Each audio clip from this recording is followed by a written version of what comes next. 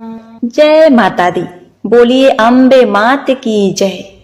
भगवती महाशक्ति ही परम ब्रह्म परमात्मा है, जो विभिन्न स्वरूपों में विभिन्न लीलाएं करती हैं।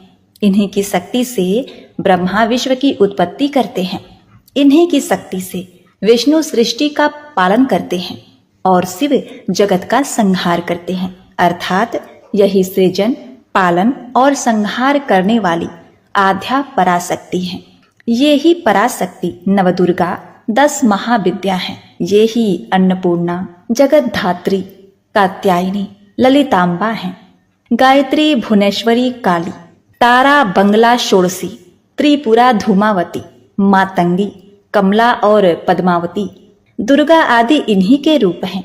ये ही शक्तिमान और ये ही शक्ति हैं।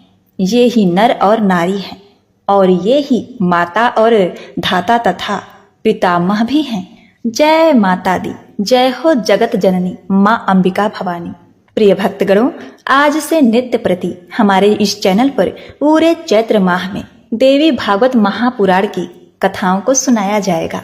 देवी भागवत पुराण के अनुसार आपने यदि नवरात्रि या चैत्र माह में देवी का व्रत किया, पूजन किया, अनुष्ठान किया, चंडी का पाठ किया, लेकिन यदि आपने जीवन में कभी भी श्रीमद् देवी भागवत का एक श्लोक या अध्याय भी नहीं सुना, तो आपको अपने साधना का पूरा फल नहीं मिलता। यहाँ तक कि देवी भागवत के 2 अध्याय में ये भी लिखा है कि यदि आप कोई साधना विधि विधान नहीं जानते, नवरात्रि का व्रत नहीं कर पाते, तो एक काम अवश्य करें। देवी भागवत पुराण के एक अध्याय को प्रतिदिन श्रवण करें। जो मनुष्य अपने जीवन में केवल श्रीमद् देवी भागवत पुराण के एक अध्याय को रोज श्रवण करता है, उस मनुष्य की कभी भी दुर्गति नहीं होती। माता रानी की कृपा से उसे सब कुछ प्राप्त होता है। धन, पुत्र, वैभव, मान, सम्मान माता रानी भक्तों की झोली खुशियों से भर देती हैं। तो आइए माता रानी का गुणगान करते हुए देवी भागवत महापुराण के प्रथम अध्याय का श्रवण करते हैं।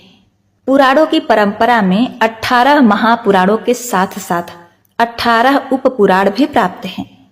उपपुराणों में महाभागवत देवी पुराण का महत्वपूर्ण स्थान है। यह पुराण धर्मसार युक्त भक्ति भाव तथा सभी काव्य गुणों से समलंकृत है, जिनकी आराधना करके स्वयं ब्रह्मा जी इस जगत के सृजन करता हुए, भगवान विष्णु पालन करता हुए तथा भगवान शिव संहार करने वाले हैं। योगी जन जिनका ध्यान करते हैं और तत्वार्थ जानने वाले मुनिगण उन्हें मूल प्रकृति कहते हैं।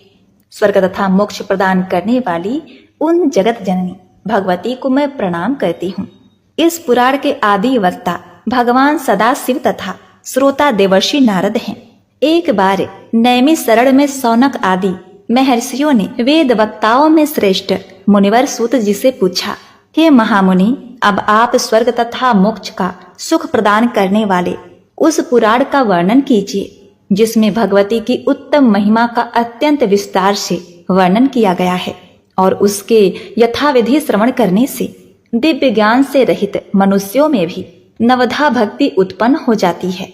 सूत जी बोले, महाभागवत नामक इस अत्यंत गोपनीय पुराण का वर्णन सर्वप्रथम भगवान शिव ने महात्मा नारद के लिए किया था। पूर्व काल में उसे फिर स्वयं भगवान व्यास ने भक्ति निष्ठ महर्षि जयमनी के लिए श्रद्धा पूर्वक कहा था और फिर उसी को मैं आपसे कह रहा हूँ।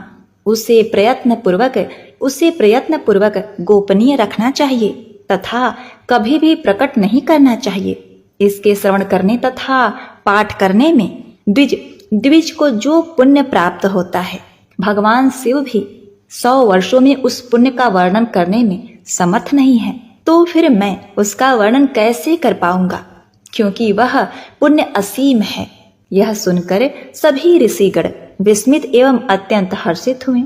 उन श्रेष्ठ मुनियों ने वेद वक्ताओं में श्रेष्ठ सूत जी से पुनः कहा, मुनिवर, जिस तरह से यह श्रेष्ठ पुराण इस पृथ्वी लोक में प्रकाशित हुआ, आप कृपा करके उसका यथार्थ रूप में वर्णन कीजिए। श्री सूत जी बोले, समस्त धर्मशास्त्रों के वक्ता, सभी वेद विदों में श्रेष्ठ धर्मज्ञ, ज्ञान संपन्न, महान बुद्धि वाले महामुनि भगवान महर्षि व्यास जी 18 पुराणों की रचना करने पर भी किसी प्रकार से संतुष्ट नहीं हुए। उन्हें चिंता हुई कि यह पुराण परम श्रेष्ठ है, जिससे बढ़कर दूसरा कुछ भी इस पृथ्वी पर नहीं है। भगवती का परम तत्व तथा विस्तृत महालय इसमें विद्यमान है। देवी तत्व से अनभिज्ञ मैं इसका वर्णन कैसे कर सकूंगा, ऐसा सोचकर उनके मन में बड़ा क्षोभ हुआ। महाज्ञानी महेश्वर शिव जिसके तत्व को भली भांति नहीं जानते हैं, उनके परम तत्व को जान पाना अत्यंत कठिन है। ऐसा विचार कर परम बुद्धिमान तथा दुर्गा भक्ति परायण व्यास जी ने हिमालय पर्वत पर जाकर कठोर तपस्या की। उनकी तपस्या से प्रसन्न होकर भक्तों से स्नेह रखने वाली भगवती सर्वाणी ने अदृश्य रूप से आकाश में स्थित होकर उनसे यह वचन कहा, महामुने, यहाँ ब्रह्मलोक में समस्त श्रुतियां विद्यमान हैं। आप वहां पर जाइए, वहां आप मेरे संपूर्ण परम तत्व को जान लेंगे। वहां श्रुतियों के द्वारा मेरी स्तुति किए जाने पर मैं प्रकट हो जाऊंगी और आपकी जो भी अभिलाषा होगी उसे पूर्ण करूंगी। तदवंतर भगवती की आकाशवाणी सुनकर महर्षि व्यास जी ब्रह्मलोक गए। वहां उन्होंने वेदों को प्रणाम करके पूछा, अविनाशी ब्रह्म पद क्या है? विनय से नम्र महर्षि का यह वचन सुनकर एक एक करके सभी वेदों ने तत्काल मुनि श्रेष्ठ व्यास जी से कहा। ऋग्वेद ने कहा, सभी प्राणी जिसके भीतर स्थित हैं और जिसमें संपूर्ण जगत प्रकट होता है तथा जिसे परम तत्व कहा गया है, वे साक्षात स्वयं भगवती हैं। यजुर्वेद ने कहा, सभी प्रकार के तत्वों से जिसकी आराधना की जाती है, जिसके साक्षात हम प्रमाण हैं, वे एकमात्र भगवती हैं। सामवेद ने कहा, जो इस समस्त जगत को धारण करती हैं तथा योगी जन जिनका चिंतन करते हैं और जिनसे यह विश्व प्रकाशित है, वे एकमात्र भगवती दुर्गा ही इस जगत में व्याप्त हैं। अर्थवेद ने कहा, भगवती के कृपा पात्र लोग भक्ति पूर्ण जिस देवेश्वरी का दर्शन करते हैं, उन्हीं भगवती दुर्गा को लोग परम ब्रह्म कहते हैं। सूत जी बोले, वेदों का यह कथन सुनकर सत्यवती पुत्र व्यास जी ने निश्चित रूप से मान लिया कि भगवती दुर्गा ही परम ब्रह्म है।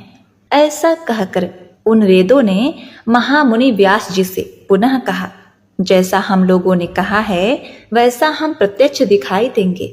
ऐसा कहकर सभी श्रुतियां सच्चिदानंद विग्रह वाली शुद्ध स्वरूपा तथा सर्वदेवमयी परमेश्वरी का स्तवन करने लगी। वेदों ने कहा, दुर्गे, आप संपूर्ण जगत पर कृपा कीजिए, पर मैं आप ही अपने गुणों के द्वारा स्वेच्छानुसार सृष्टि आदि तीनों कार्यों के निमित्त ब्रह्मा आदि तीनों देवों की रचना की है। इसीलिए इस जगत में आपको रचने वाला कोई भी नहीं है। माता, आपके दुर्गम गुणों का वर्णन करने में इस लोक में भला कौन समर्थ हो सकता है। भगवान विष्णु आपकी आराधना के प्रभाव से ही दुर्जय दैत्यों को युद्ध स्थल में मारकर तीनों लोकों की रक्षा करते हैं। भगवान शिव ने भी अपने हृदय पर आपका चरण धारण कर तीनों लोकों का विनाश करने वाले कालकुट विष का पान कर लिया था।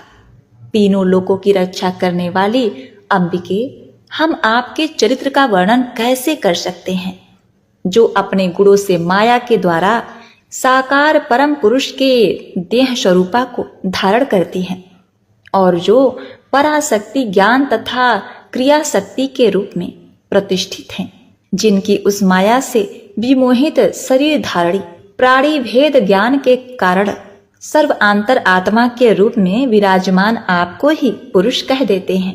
अंबिके, उन आप महादेवी को नमस्कार है। स्त्री पुरुष रूप प्रमुख उपाधि समूहों से रहित जो परम ब्रह्मा है, उनमें जगत सृष्टि के निमित्त सर्वप्रथम सृजन की जो इच्छा हुई वह स्वयं आपकी ही शक्ति से हुई और वह परम शक्ति भी स्त्री पुरुष रूप दो मूर्तियों में आपकी शक्ति से ही विभक्त हुई है। इस कारण वह परम ब्रह्म ही मायामय शक्ति स्वरूप ही है। जिस प्रकार जल से उत्पन्न ओले आदि को देखकर मान्य जनों को यह जल ही है ऐसा ध्रुव निश्चित होता है। उसी प्रकार ब्रह्म से ही उत्पन्न उस समस्त जगत को देखकर यह सत्यात्मक ब्रह्म ही है। परात्म परम ब्रह्मा में जो पुरुष बुद्धि है वह भी शक्ति स्वरूप ही है, ऐसा निश्चित होता है। जगदम्बिके देहधारियों के शरीर में स्थित सट चक्रों, मूलाधार चक्र, स्वाधिष्ठान चक्र, मणिपुर चक्र, अनाहत चक्र, विशुद्धाख्य चक्र तथा आज्ञा चक्र में ब्रह्मादि जो 6 विभूतियां सुशोभित होती हैं, वे प्रलयांत के आपके आश्रय से ही परम पद को प्राप्त होती हैं। इसलिए शिव आदि देवों में स्वयं की ईश्वरता नहीं है, अपितु वह तो आप में ही है। देवी एकमात्र आपके चरण कमल ही देवताओं के द्वारा वंदित है। दुर्गे आप हम पर प्रसन्न हो। सूत जी बोले, इस प्रकार श्रुतियों के द्वारा वेद वचनों से स्तुति की गई सनातनी जगदम्बा सती ने अपना स्वरूप दिखाया। तभी प्राणियों के भीतर स्थित रहने वाली उन ज्योति स्वरूपणी भगवती ने व्यास जी के अंश का नाश करने के लिए इच्छा स्वरूप धारण किया। उनकी आकृति हजारों सूर्यों के प्रकाश से युक्त थी, करोड़ों चंद्रमाओं की कांति से सुशोभित हो रही थी, हजारों भुजाओं से उत्पन्न थी, दिव्य शस्त्रों से सुसज्जित थी, दिव्य अलंकारों से शोभायमान थी एवं उनके शरीर पर दिव्य गंधों का लेप लगा हुआ था। वे सिंह की पीठ पर विराजमान थी और कभी कभी शव पर सवार भी दिखाई पड़ती थी। वे भगवती 4 भुजाओं से सुशोभित थीं। उनके शरीर की प्रभा नवीन मेघ के समान थी।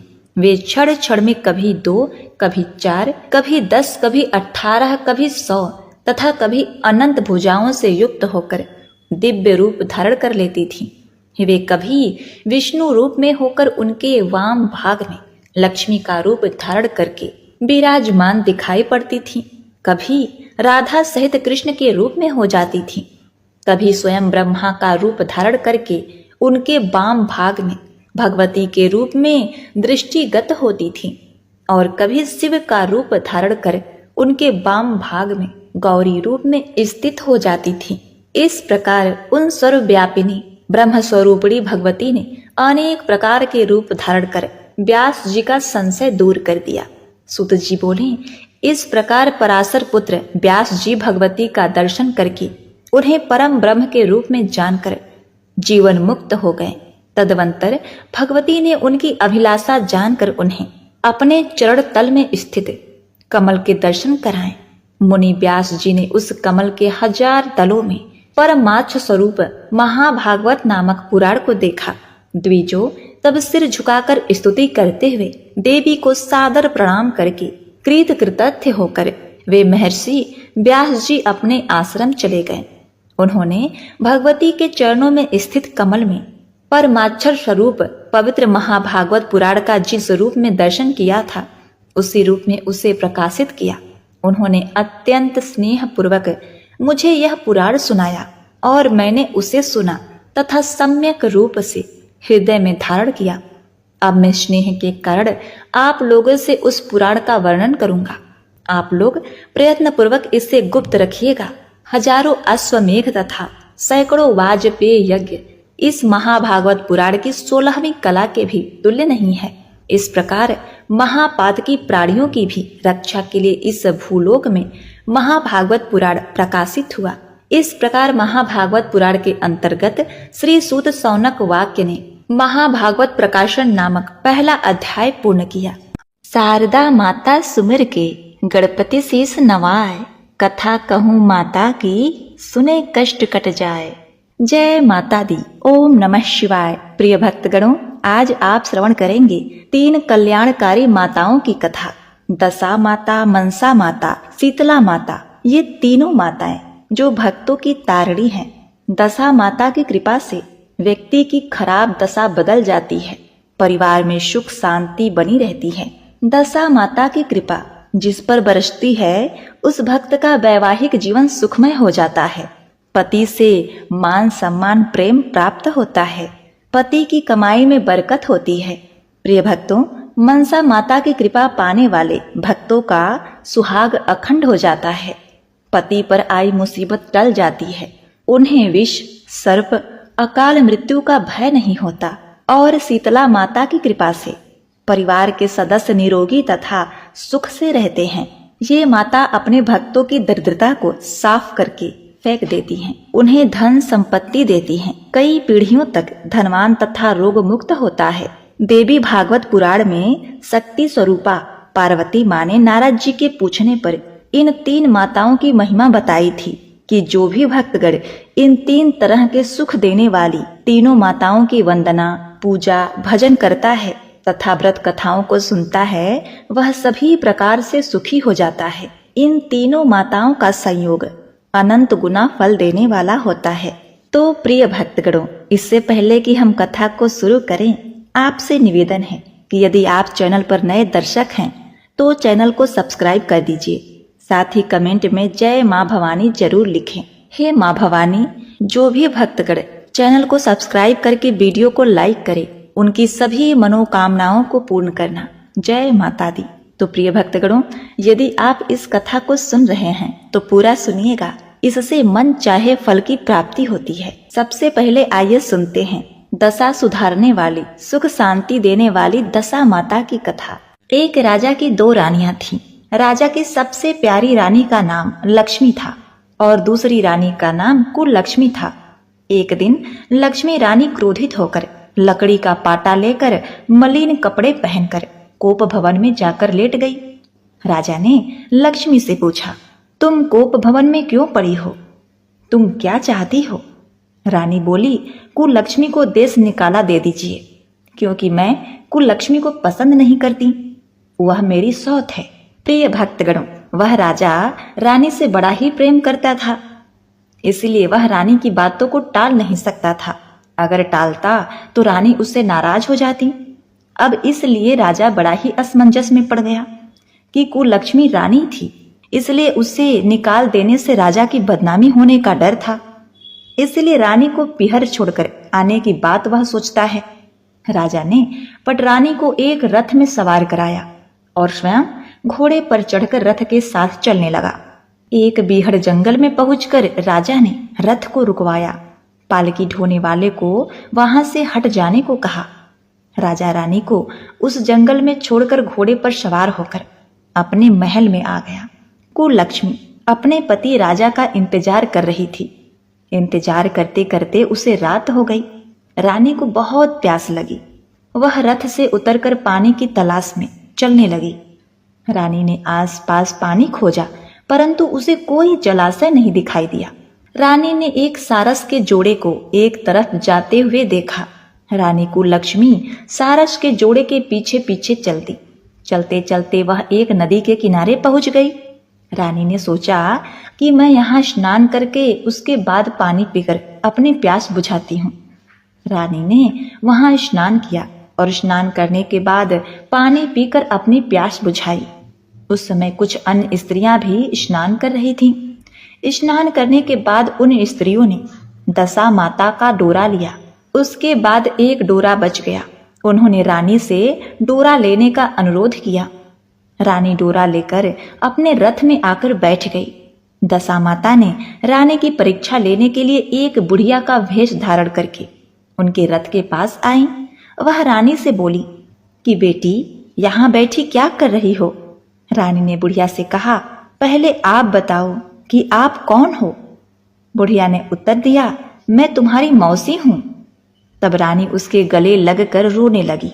उसने अपनी सारी विपदा भरी सारी कहानी बुढ़िया को सुना दी। अंत में रानी ने बुढ़िया माई से कहा, अब मुझे केवल तुम्हारा ही सहारा है, मेरी रक्षा करो। प्रिय भक्तगणों, दशा माता की कृपा से उसी जगह माया का शहर बस गया। रानी के भाई भाभी आदि सारा मायका वहां प्रकट हो गया। रानी ने अपने पीहर के साथ मिलकर 9 दिन दशा माता की कथा कहानियां सुनाई। 10वें दिन डोरे की पूजा होती थी। उस दिन सवेरे उठकर दशा माता ने रानी से कहा, बेटी, नदी में स्नान करके आओ, वहां तुमको स्वर्ण कलश मिलेगा, तुम उसे ले लेना और जो डोली तुम्हें लेने आए उसमें बैठ जाना। किसी से यह मत पूछना कि यह डोली किसकी है। अब रानी ने नदी में स्नान किया। वह स्नान करके बाहर निकल आई। तो उसे 2 स्वर्ण कलश नदी के किनारे रखे मिले। उन्हीं के पास रेशमी वस्त्र भी रखे थे। उन वस्त्रों को रानी ने पहन लिया। वह चलने को तैयार हुई तो उसे डोली आती दिखाई दी। वह डोली में बैठ गई और अपने घर पहुंच गई। घर पहुंचकर उसने परिवार की सब महिलाएं सहित दशा माता की डोरा की पूजा की, सुहागिनों को भोजन कराया। इसके बाद उसने पारण किया। अब रानी अपने पिहर में आनंद पूर्वक सबके साथ मिलकर रहने लगी। इधर कुछ समय बाद राजा को रानी कुललक्ष्मी का ध्यान आया। राजा ने विचार किया कि जिस दिन मैं रानी को जंगल में छोड़कर आया हूं, तब से उनका कोई समाचार नहीं मिला। चलकर देखना चाहिए कि रानी कुललक्ष्मी का क्या हाल है। मंत्रियों ने राजा को बहुत समझाया कि अब रानी से मिलना आपके लिए ठीक नहीं होगा, परंतु राजा ने मंत्रियों की बात पर कोई ध्यान नहीं दिया। वह घोड़े पर सवार होकर उसी स्थान पर पहुंचा जहां पर रानी को छोड़ दिया था। राजा को यह देखकर बड़ा आश्चर्य हुआ कि यहाँ तो संघनन वन था, परंतु अब यहाँ रमणीक बस्ती बसी हुई है। राजा ने लोगों से पूछा, यह कौन सी नगरी है? लोगों ने उसे बताया कि यह कुललक्ष्मी का नगर है। अब तो राजा के आश्चर्य का ठिकाना न रहा। वह बार बार सोच रहा था, क्या यह नगरी मेरी पटरानी कुललक्ष्मी द्वारा बसाया गया है? राजा ने कुललक्ष्मी के महल के पास जाकर कि उससे फला देश के राजा मिलना चाहते हैं।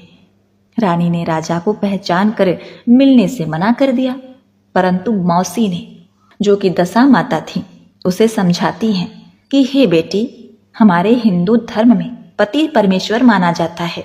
तुम्हें यही उचित है कि तुम यथाशक्ति उनका आदर सत्कार करो। मौसी के कहने पर रानी कुललक्ष्मी ने राजा को महल में बुलवाया। दोपहर को राजा को भोजन पर बुलाया गया। राजा के साथ नाई भी था। रानी राजा और नाई को भोजन कराने लगी। पहली बार रानी ने नाई की पत्तल पर भोजन परोसा तो नाई ने रानी के पैर पर एक छींटा मार दिया। रानी इस भेद को नहीं समझ सकी कि नाई ने उसके पैर पर रायते का छींटा क्यों मारा है। रानी दूसरी बार पोशाक बदल कर फिर आई। राजा मन में सोचने लगा कि यहाँ तो बहुत सी रानियां हैं, सबकी शकल एक जैसी है, मैं अपनी रानी को कैसे पहचानूंगा। कुछ देर बाद आकर राजा ने नाई से कहा, यहाँ तो कई रानियां हैं, अपनी रानी को कैसे पहचानूं। नाई बड़ा चतुर था। वह बोला, रानी तो एक ही है, परंतु वह पोशाक बदल बदल कर हमारे सामने आ रही हैं। राजा ने नाई से पूछा, तुम्हें कैसे पता चला कि रानी एक ही है? नाई बोला कि मैंने उनके पैर पर रायते का छींटा मारा था। वह 3 बार कपड़े बदलकर हमारे सामने आई, परंतु वह छींटा उनके पैर पर 3 बार लगा था। अगले दिन रानी ने राजा को अपने महल में बुलवाया। राजा को आसन पर बिठाकर खाने के लिए पान का बीड़ा दिया। पान खाकर राजा पलंग पर लेट गया और रानी उसके पैर दबाने लगी। राजा ने रानी से अपने किए गए गलती के लिए क्षमा मांगी और रानी को अपनी राजधानी में चलने को कहा। रानी ने कहा, हे महाराज, आप मुझे किस मुंह से चलने को कह रहे हैं? आप तो मुझे जंगल में अकेला छोड़कर चले गए थे। आप तो दूसरी रानी के कहने में आकर मेरा परित्याग कर चुके थे। यह तो मेरी मौसी का किया हुआ है, उसी के कारण यह सब वैभव मुझे प्राप्त हुआ है, वरना आप तो मेरा सर्वनाश कर चुके थे। राजा ने रानी को बहुत समझाया। तब रानी बोली, हे महाराज, मैं केवल एक शर्त पर आपके साथ चल सकती हूँ। आप मेरी मौसी से वरदान मांगे कि यह नगरी आपके राजधानी के पास पहुंचा दे, जिससे जब मेरा मन चाहे आपके पास रहूं और जब जी चाहे तो मौसी के लिए महल में चली आऊं। मेरी मौसी बड़ी दयालु है, संभव है कि वह हमारी बात मान जाए। राजा ने दशा माता मौसी से प्रार्थना की। मौसी ने राजा की बात मानकर दोनों शहर को आस पास स्थापित कर दिया, मानो एक दूसरे के ही भाग हों। राजा ने दशा माता की कृपा का फल जानकर शहर में ढिढोरा पिटवा दिया कि उनकी प्रजा दशा माता की पूजा करे। भगवती दशा माता ने जिस प्रकार कुललक्ष्मी पर दया की, वैसे ही दया सब जनों पर करें। जय हो माता दशा, जय हो माता लक्ष्मी। ओम नमः शिवाय। प्रिय भक्तगणों, इस कथा को पूर्ण करने के लिए आगे आप सुनेंगे माँ मनसा देवी की कथा। यह कथा अटल सुहाग देने वाली और सुहाग पर आई विपत्ति को खत्म करने वाली कथा है। यह कथा सुहागिनों के लिए वरदान है। तो आइए सुनते हैं यह सुंदर कथा। देवी मनसा शिव की पुत्री थीं, इसलिए वे पृथ्वी लोक पर आकर निवास स्थान बनाकर रहने लगी। शिव की पुत्री को अन्य देवी देवता की तरह मनुष्यों द्वारा पूजा जाना पसंद था और उन्हें देवी पद प्राप्त नहीं था। वे भी चाहती थी कि उनकी पूजा जिस प्रकार कार्तिकेय और गणेश की होती है वैसी ही उनकी भी पूजा हो। इसके लिए उन्होंने भगवान शिव से कहा तो शिव जी ने कहा, हे मनसा, पृथ्वी लोक पर मेरा एक अनन्य भक्त है जो चंपापुरी में निवास करता है। यदि उसने तुम्हारी पूजा की तो तुम्हारी पूजा सभी जन करने लगेंगे और तुम देवी पद को प्राप्त होगी। यह सुनकर देवी मनसा चंद्रधर के पास आती हैं और उसे बहुत ही समझाती हैं, बहुत मनाती हैं कि वे उनकी पूजा करें, लेकिन चंद्रधर ने हर बार उन्हें अस्वीकार कर दिया। चंद्रधर ने कहा कि उसका जीवन सिर्फ भोलेनाथ के लिए है, वे सिर्फ भोलेनाथ को ही मानता है, उनकी ही पूजा करता है, वे अन्य किसी की पूजा नहीं कर सकता।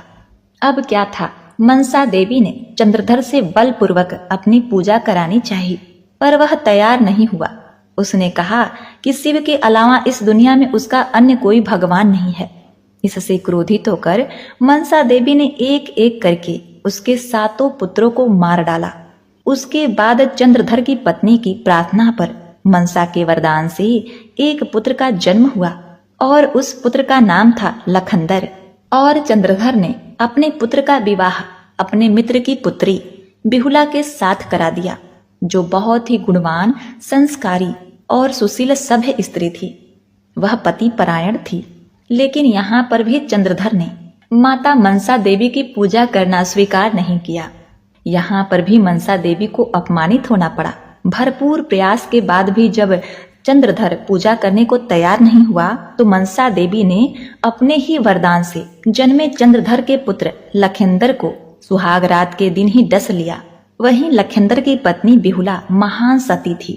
देवताओं की सलाह पर वह केले के पत्ते से एक नौका बनाकर नदी को पार करते हुए एक तट के किनारे पहुंची, जहां उसे एक महिला दिखाई दी जिसके मुख से तेज टपक रहा था।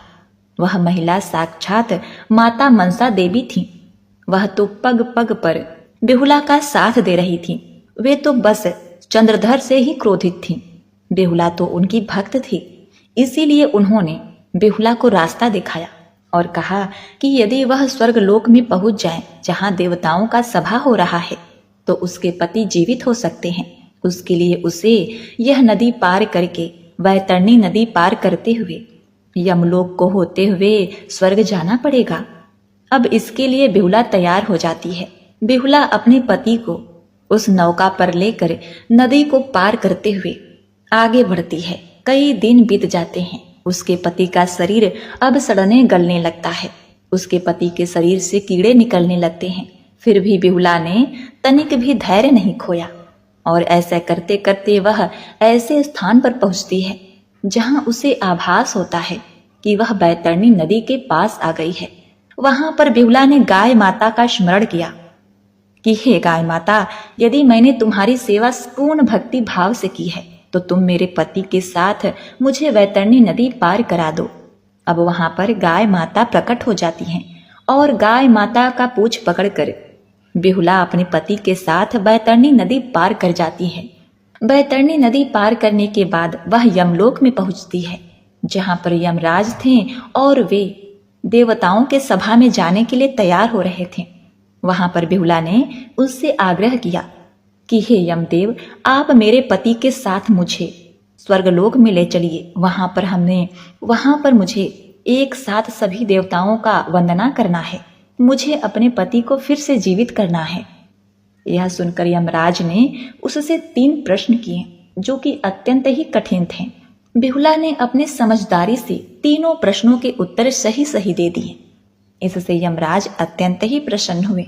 उन्होंने बिहुला को साथ लेकर स्वर्गलोक को चले गए, जहां पर सभी देवता उपस्थित थे। ब्रह्मा, विष्णु, महेश, लक्ष्मी, सरस्वती, पार्वती, सभी देवी देवता सभी वहां मौजूद थे। वहां पर बिहुला ने सभी देवताओं को साक्षात प्रणाम किया। अब बिहुला ने देवताओं को प्रसन्न करने के लिए उनकी स्तुति की। उसके भक्ति, श्रद्धा तथा स्तुति से प्रसन्न होकर सभी देवताओं ने बिहुला को सौभाग्यवती होने का वरदान दिया। और यहाँ पर मनसा माता प्रकट होती हैं।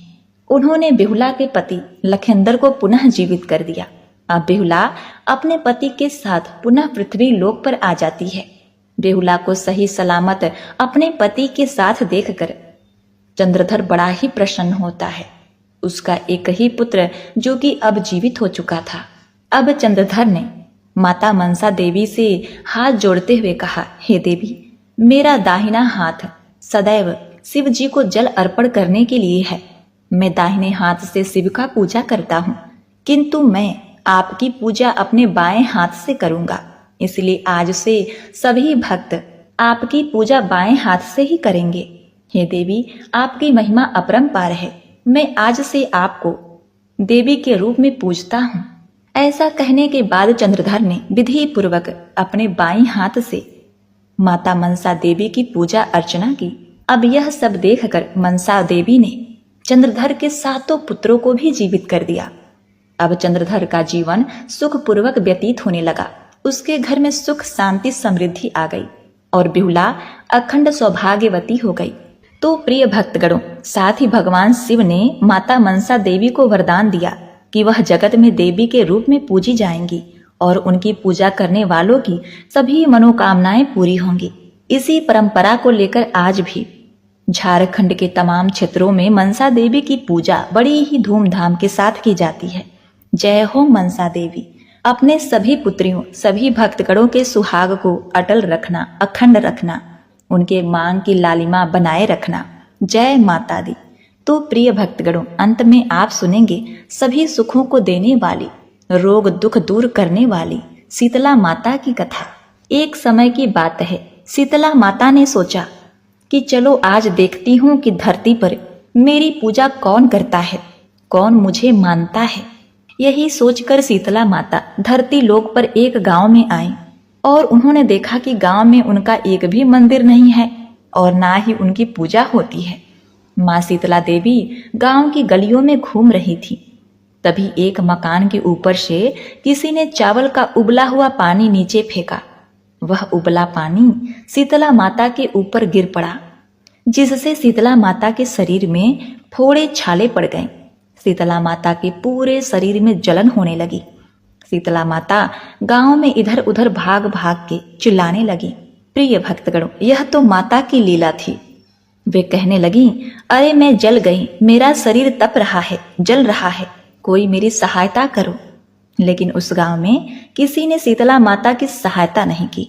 वहीं पास में अपने घर के बाहर एक कुम्हारन महिला बैठी थी। वह कुम्हारन ने देखा कि अरे यह बूढ़ी माई तो बहुत जल गई हैं, इनके पूरे शरीर में तपन है, इनके पूरे शरीर में फोले पड़ गए हैं, यह तपन सह नहीं पा रही हैं। तब उस कुम्हारन ने कहा, हे माँ, तू यहाँ आकर बैठ जा, मैं तेरे शरीर के ऊपर ठंडा पानी डालती हूँ। कुम्हारन ने उस बूढ़ी माई पर खूब ठंडा पानी डाला और बोली, मेरे घर में रात की ज्वार की बनी हुई रोटी है और थोड़ी दही भी है, तू खा ले। जब बूढ़ी माई ने ठंडी ज्वार की रोटी और दही खाया तो उनके शरीर को ठंडक मिली। तब उस कुम्हारन ने कहा, आ माँ, बैठ जा, तेरे सिर के बाल बहुत बिखरे हैं, ला मैं तेरी चोटी गूंथ देती हूँ। और कुम्हारन माई की चोटी गूंथने लगी और बालों में कंघी करने लगी। अचानक कुम्हारन की नजर बूढ़ी माई के सिर के पीछे पड़ी तो कुम्हारन ने देखा एक आंख बालों के अंदर छुपी हुई है। यह देखकर वह कुम्हारन डर के मारे घबरा गई और भागने लगी। तब बूढ़ी माई ने कहा, रुक जा बेटी, तू डर मत, मैं कोई भूत प्रेत नहीं हूँ, मैं शीतला देवी हूँ। मैं तो इस धरती पर देखने आई थी कि मुझे कौन मानता है, कौन मेरी पूजा करता है। इतना कहकर माता चतुर्भुजा वाली हीरे जवाहरात के आभूषण पहने, सिर पर स्वर्ण मुकुट धारण किए अपने असली रूप में प्रकट हो गई। माता के दर्शन पाकर कुम्हारन सोचने लगी कि अब मैं गरीब इस माँ को कहाँ बिठाऊं। तब माँ बोली, हे बेटी, तुम किस सोच में पड़ गई? तब उस कुम्हारन ने हाथ जोड़कर आंखों में आंसू बहते हुए कहा, हे माँ, मेरे घर में तो चारों तरफ दरिद्रता बिखरी हुई है, मैं आपको कहाँ बिठाऊं? मेरे घर में न तो चौकी है न बैठने का आसन है। तब शीतला माता प्रसन्न होकर उस कुम्हारन के घर पर खड़े हुए गधे पर बैठकर एक हाथ में झाड़ू लेकर दूसरे हाथ में हंडिया लेकर उस कुम्हारन के घर की दरिद्रता को झाड़कर डलिया में भरकर फेंक दिया और उस कुम्हारन से कहा, हे बेटी, मैं तेरी सच्ची भक्ति से प्रसन्न हूं, अब तुझे जो भी चाहिए मुझसे वरदान मांग लो। तब कुम्हारन ने हाथ जोड़कर कहा, हे माता, मेरी इच्छा है अब आप इसी डुंगरी गांव में स्थापित होकर यही निवास करें और जिस प्रकार आपने मेरे घर की दरिद्रता को अपने झाड़ू से साफ कर दिया, ऐसे ही आपको जो भी भक्त होली के बाद की सप्तमी को भक्ति भाव से पूजा करें, अष्टमी के दिन आपको ठंडा जल, दही व बासी ठंडा भोजन चढ़ाए, उसके घर की दरिद्रता को दूर करना, आपकी पूजा करने वाली महिला का अखंड सुहाग रखना, उसकी गोद हमेशा भरी रखना। साथ ही जो पुरुष शीतला अष्टमी को नाई के यहाँ बाल ना कटवाए, धोबिन को कपड़े धुलने को न दे और पुरुष भी आप पर ठंडा जल चढ़ाए, नारियल फूल चढ़ाकर परिवार सहित ठंडा बासी भोजन करे, उसके काम धंधे व्यापार में कभी दरिद्रता न आए। तब माता बोली, तथास्तु, हे बेटी, जो तूने वरदान मांगे हैं मैं सब तुझे देती हूँ। हे बेटी, तुझे आशीर्वाद देती हूँ कि मेरी पूजा का मुख्य अधिकार इस धरती पर सिर्फ कुम्हार जाति को ही होगा। तभी उसी दिन से डुंगरी गांव में शीतला माता स्थापित हो गई और उस गांव का नाम हो गया सील की डुंगरी। तो एक बार प्रेम से बोलिए, शीतला माता की जय। जय हो शीतला माता, आप अपनी कृपा दृष्टि अपने सभी भक्तों पर बरसाए रखना माता, आपकी महिमा अपरंपार है। जय माता दी। प्रिय भक्तगणों, उम्मीद करती हूँ आपको हमारी यह कथाएं बहुत ही पसंद आई होंगी, इसलिए आपसे निवेदन है, यदि आप नए दर्शक हैं तो चैनल को जरूर से ही सब्सक्राइब करिए, वीडियो को लाइक करके बेल बटन को भी दबाइएगा और कमेंट में जय माता दी अवश्य ही लिखिए। आपका जीवन आनंद से परिपूर्ण रहे, माता रानी की कृपा आप पर सदा बनी रहे, आप सदा धनवान और लक्ष्मीवान रहें। इसी कामना के साथ आपसे विदा लेते हैं, मिलते हैं नेक्स्ट वीडियो में। तब तक के लिए नमस्कार।